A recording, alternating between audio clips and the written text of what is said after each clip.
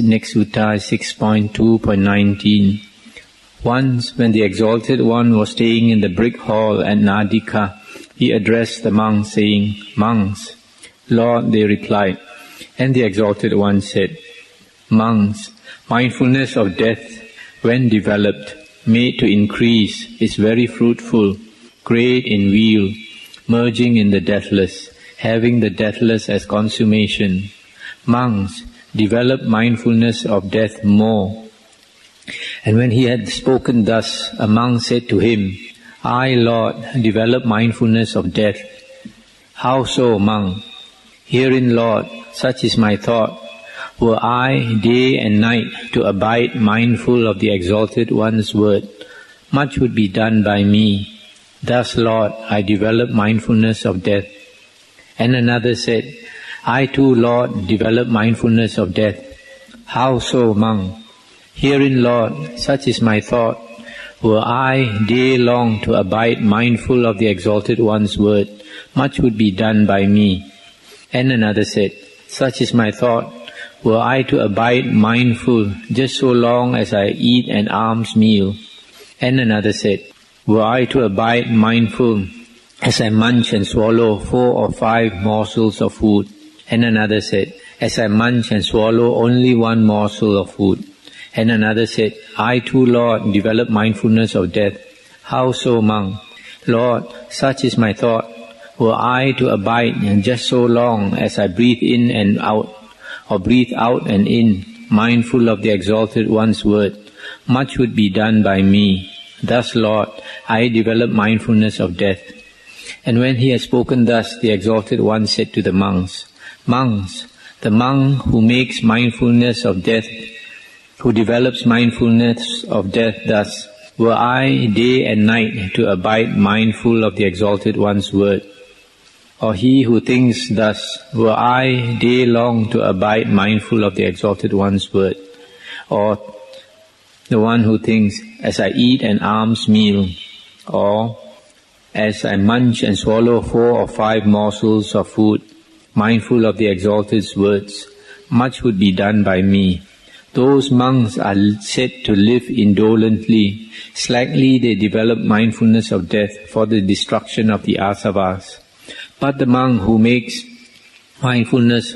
develops mindfulness of death thus, were I to abide mindful of the Exalted One's word, as I munch and swallow 1 morsel of food, and he who thinks thus, were I to abide mindful of the Exalted One's word, as I breathe in and out, or out and in, much would be done by me.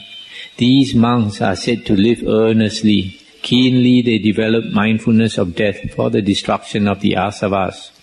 Wherefore, monks, train yourselves thus. We will live earnestly. Keenly will we develop mindfulness of death for the destruction of the asavas. Train yourselves thus, monks. That's the end of the sutta. This mindfulness of death is a very important practice for us to, in order that we may turn away from the world and practice the holy life. If we were not to remind ourselves that this body is going to die one day, and that one day is not very far away, then we would be still be very interested in the world, because there are many things in the world, especially nowadays, that would attract us.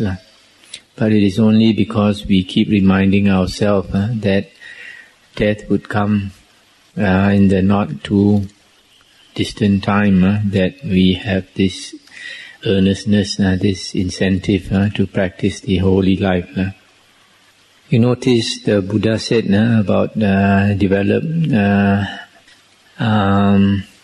were I to abide mindful of the Exalted One's word, much would be done by me. This mindful of the Buddha's word, that is mindfulness of the Dhamma, Dhammanusati, one of the objects of the Satipatthana meditation.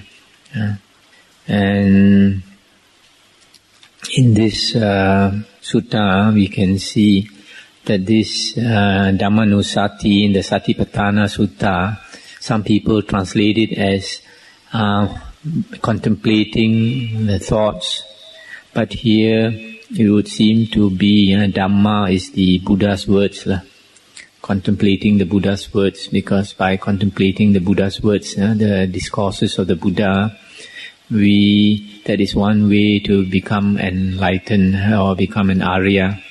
As I mentioned before in one of the suttas, in the chapter of the fives, the Buddha said there are 5 times a person can become an Arya. One is listening to Dhamma, another one is teaching Dhamma, another one is repeating Dhamma, another one is reflecting on Dhamma, and then the 5th one is during meditation. So in this sutta, the Buddha said, if we only reflect on death, and in a way that you think you ought to reflect on the Buddha's words, only say like once a day or once a day and night, then the Buddha said that is being very slack, that is not being earnest about the practice. But one who develops mindfulness of death so that with every breath he reminds himself of death, or with every mouthful of food he reminds himself of death, and he thinks of the Buddha's words, then such a person is said to be earnest. In other words, the Buddha is trying to tell us that as often as possible we should remember to practice the mindfulness of death. As often as we can, we should contemplate on the Buddha's words. The next sutta is 6.3.27. Now a certain monk visited the Exalted One, saluted him and sat down at one side. And so seated, he said to the Exalted One, Lord, how often should one go and see a monk who has developed mind? Manobhavaniya. How often should one go and see a monk who has developed mind? And the Buddha said, Monk, there are these 6 times when one should go and see a monk who has developed mind. What 6? Herein, monk, when a monk is obsessed in heart by passionate lust, overwhelmed by passionate lust, and knows no refuge, as there really is, from the surge of passionate lust, then let him visit a monk who has developed mind, and say this to him, Good sir, I am indeed obsessed in heart by passionate lust, overwhelmed thereby, nor know I any refuge from the surge thereof. Well were it for me if the Venerable One would teach me Dhamma to get rid of this lusting. Then the monk will teach him Dhamma to rid him of that lust. This monk is the first time to go and see a monk who has developed mind.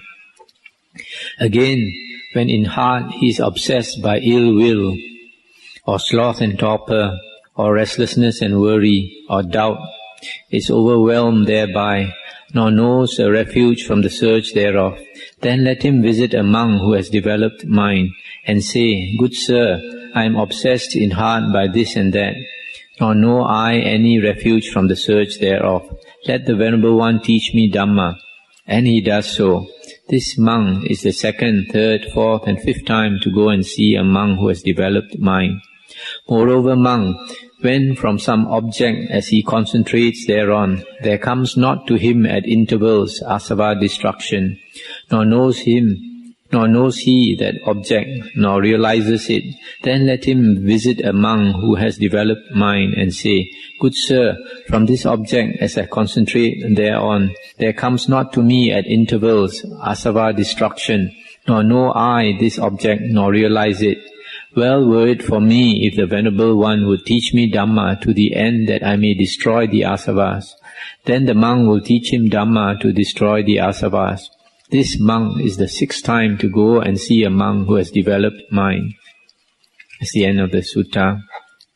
Here the Buddha is saying when a monk, and it probably also applies to a lay person, when he is obsessed by the 5 hindrances, by sensual desire or passionate lust. Second one is ill will or anger. The 3rd is sloth and torpor. and then restlessness and worry, and the fifth one is doubt.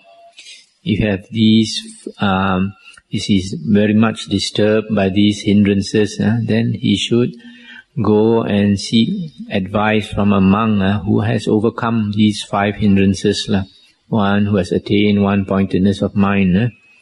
And sometimes for the sake of Dhamma teaching, it is reasonable sometimes to inconvenience a monk, unless of course the teacher monk is meditating or something like that, then it's not proper to disturb him. But if he's not meditating, even at night, it is all right for another monk to go and seek the advice of a senior monk who is able to guide him to overcome the 5 hindrances.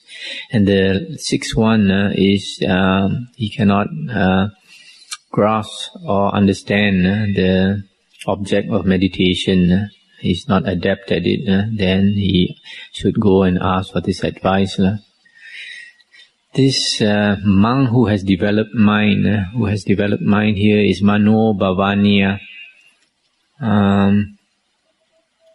Comes from the word Bhava. Bhavaniya comes from the word Bhavana.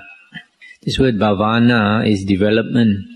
And in the suttas, here you find it is development of mano, the development of the mind.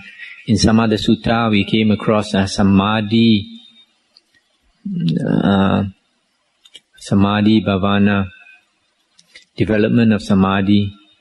And when we talk about bhavana, development, bhavana is usually a word used for meditation. It means development of the mind. And here in the suttas is either development of the mano, the mind, or development of samadhi. And it helps us, one who has developed the mind is one who has got rid of the 5 hindrances. Generally that is what is understood. Now the next sutta it's quite an important sutta, 6.3.29. The Exalted One addressed the Venerable Udayan, saying, "How many states are there, Udayan, of ever-minding?" Now when he had spoken thus, the Venerable Udayan was silent. And a second and a third time the Exalted One spoke in like manner, but the Venerable Udayan remained silent. Then said the Venerable Ananda to the Venerable Udayan, "Udayan, Venerable Sir, the Master addresses you." And Udayan said, "I am listening to the Exalted One, Ananda, Venerable Sir." "Lord, a monk remembers many previous existences, that is to say, 1 birth, 2 births, and so on. He remembers many previous existences in all their modes, in all their detail. This, Lord, is a state of ever-minding." Then said the Exalted One, "I knew, Ananda, this foolish fellow Udayan did not live intent on higher thought. How many states of ever-minding are there, Ananda?" "Lord, there are 5 states." "What 5?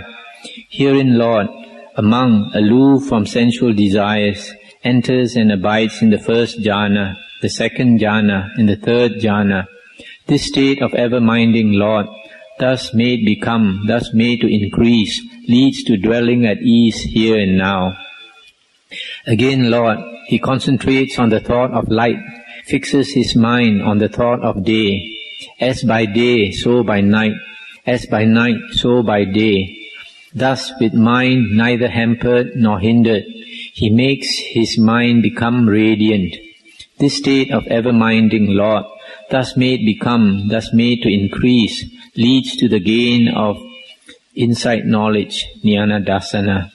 Again, Lord, he considers this body upwards from the soles of his feet, downwards from the hair of his head, as skin-bound, as full of diverse impurities.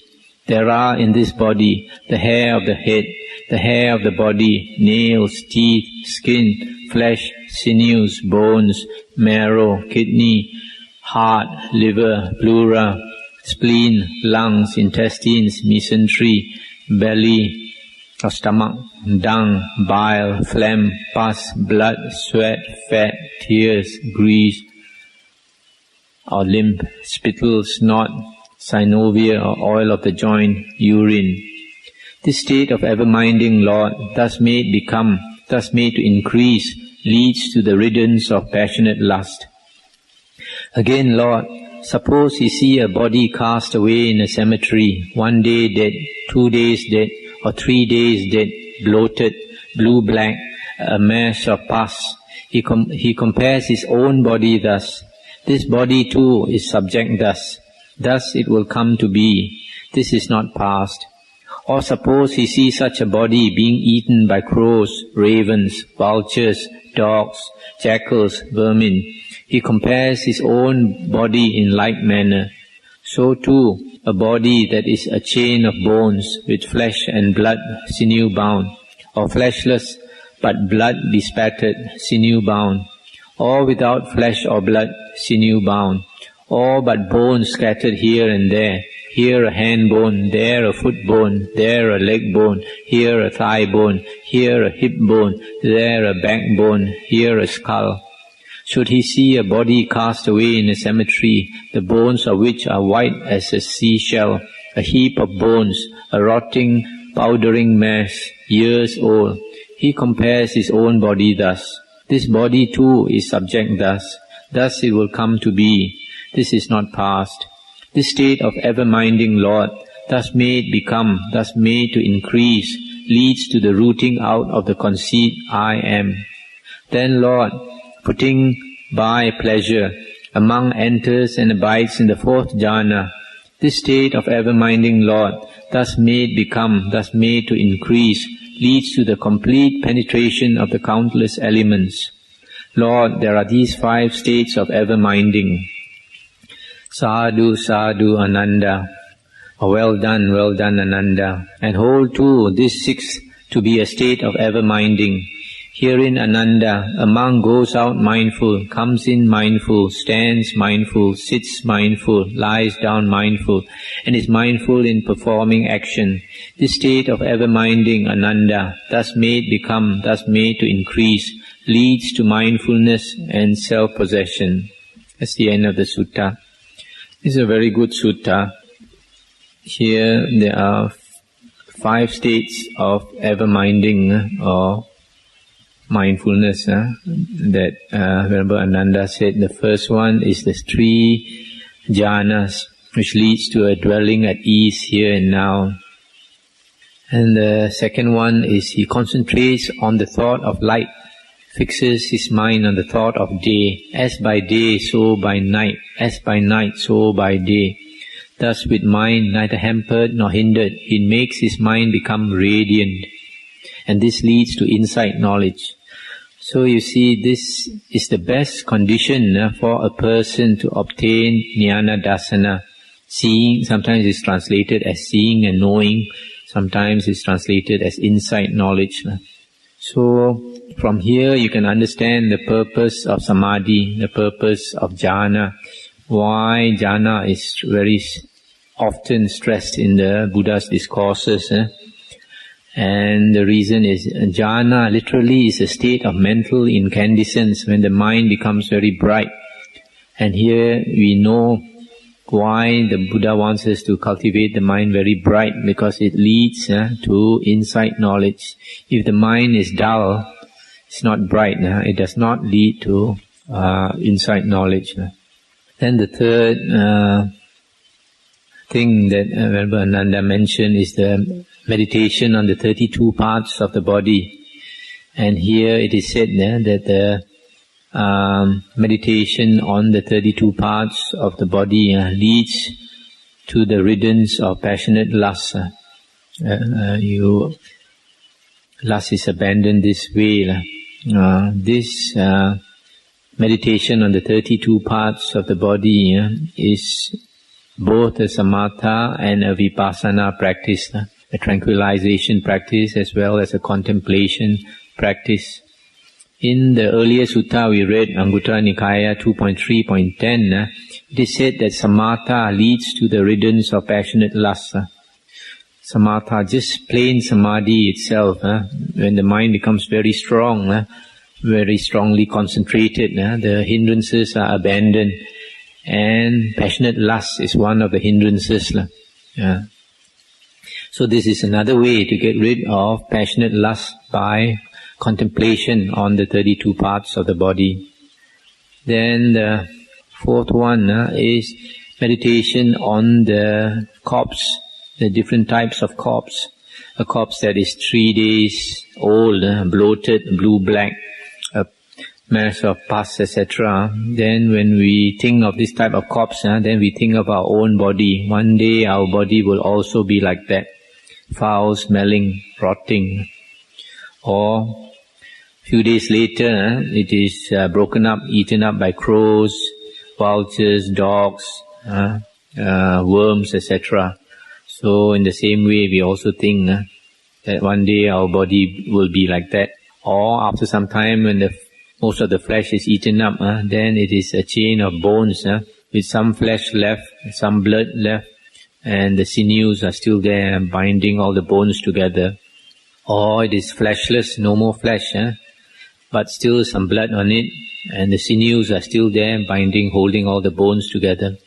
Or later, without flesh or blood, and then later, when the sinews are also gone, and then the bones are scattered here and there, here a hand bone, there a foot bone, there a leg bone, etc. Then later, the bones become white as a seashell, and later even turns to powder. So when we think about how this body is going to end up that way, it helps us to get rid of the conceit, I am. Then the fifth one is the fourth jhana, and it's stated here, the fourth jhana leads to the complete penetration of the countless elements. The fourth jhana is superior to the earlier three jhanas, and because it is such a tranquil state, that deep insight can be obtained from the fourth jhana. And then the sixth one that the Buddha mentioned is mindfulness of our body, in the sense of that a monk goes out mindful, comes in mindful, stands mindful, sits mindful, lies down mindful, and is mindful in performing action. This leads to mindfulness and self-possession. By itself, it doesn't give you insight. When you are mindful of your bodily actions, by itself it does not lead us to much wisdom, but it maintains our mindfulness and self-possession, sati sampajanya. And if we can maintain our mindfulness without it being broken, then it leads to concentration, to a low stage of concentration. And it helps us to develop samadhi. This, in the Satipatthana Sutta, there are various contemplations on the body, and the earlier ones are more useful, like the 32 parts of the body, the corpse and all that, because it, especially the corpse one, it gives us some urgency to practice. Let's stop here for a while. Now the next sutta is 6.3.30. Monks, these six are above all. What six? The sight above all, the sound above all, the gain above all, the training above all, the service above all, the ever-minding above all. And what monks is the sight above all?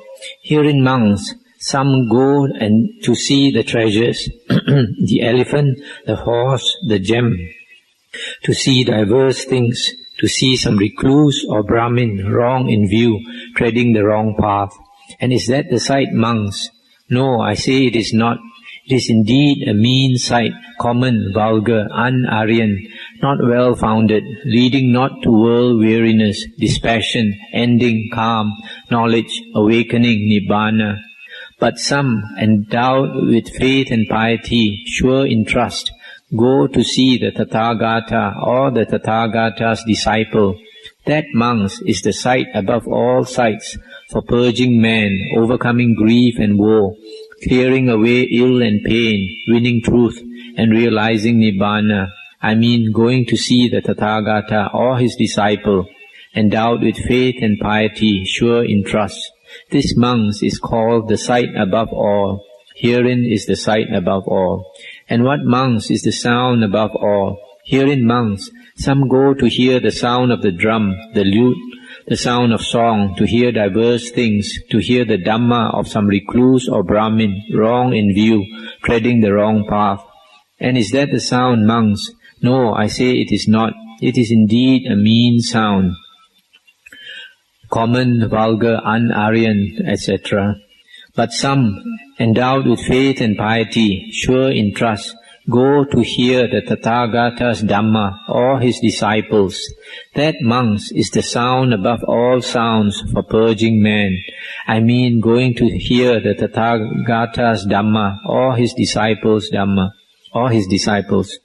This, monks, is called the sound above all. Herein is the sight and sound above all. And what, monks, is the gain above all? Herein, monks, some gain the gain of a son or a wife or wealth, gain diverse things, gain faith in some recluse or Brahmin, wrong in view, treading the wrong path. And is that the gain, monks? No, I say it is not. It is indeed a mean gain. But some, endowed with faith and piety, sure in trust, gain faith in the Tathagata or his disciple. That, monks, is the gain above all gains for purging man. I mean gaining faith in the Tathagata or his disciple. This, monks, is called the gain above all. Herein is the sight, sound, and gain above all. And what, monks, is the training above all? Herein, monks, some train in elephant law, in horsemanship, in the use of the chariot, the bow, the sword, train in diverse ways, train after the way of some recluse or Brahmin, wrong in view, treading the wrong path. And is that the training, monks? No, I say it is not. It is indeed a mean training. But some, endowed with faith and piety, sure in trust, train in the onward course of higher virtue, higher mind, and higher wisdom, according to the Dhamma Vinaya declared by the Tathagata. That, monks, is the training above all training for purging man. I mean training in the onward course of higher virtue, higher mind, and higher wisdom. This, monks, is called the training above all. Herein is the sight, sound, gain, and training above all. And what, monks, is the service above all? Herein, monks, some serve a warrior, a Brahmin, a householder, serve diverse folks, serve some recluse or Brahmin, wrong in view, treading the wrong path. And is that the service, monks? No, I say it is not. It is indeed a mean service. But some, endowed with faith and piety, sure in trust, serve the Tathagata or his disciple. That, monks, is the service above all services for purging man. I mean serving the Tathagata or his disciple. This, monks, is called the service above all. Herein is the sight, sound, gain, training, and service above all. And what, monks, is the ever-minding above all? Herein, monks, some ever mind the gain of a son or a wife or wealth, ever mind diverse gains, ever mind some recluse or Brahmin, wrong in view, treading the wrong path. And is that the ever-minding, monks? No, I say it is not. It is indeed a mean ever-minding, common, vulgar, un-Aryan, not well-founded, leading not to world-weariness, dispassion, ending calm, knowledge, awakening Nibbana. But some, endowed with faith and piety, sure in trust, ever mind the Tathagata or the Tathagata's disciple. That, monks, is the ever-minding above all, ever-minding for purging man, overcoming grief and woe, clearing away ill and pain, winning truth and realizing Nibbana. I mean ever-minding the Tathagata or his disciple, endowed with faith and piety, sure in trust. This, monks, is called the ever-minding above all. Verily, monks, these are the six above all. as the end of the sutta. Here the Buddha is saying that the sight above all sights is going to see the Tathagata or his disciple. And then the sound above all sounds is to hear the Tathagata's Dhamma or his disciples. And the gain above all gains is to gain faith in the Tathagata or his disciple. And the training above all is the training in the higher virtue, the higher mind, and the higher wisdom. Is the Adi Sila, Adi Chitta, and Adi Panya. And then the service above all service is to serve the Tathagata or his disciple.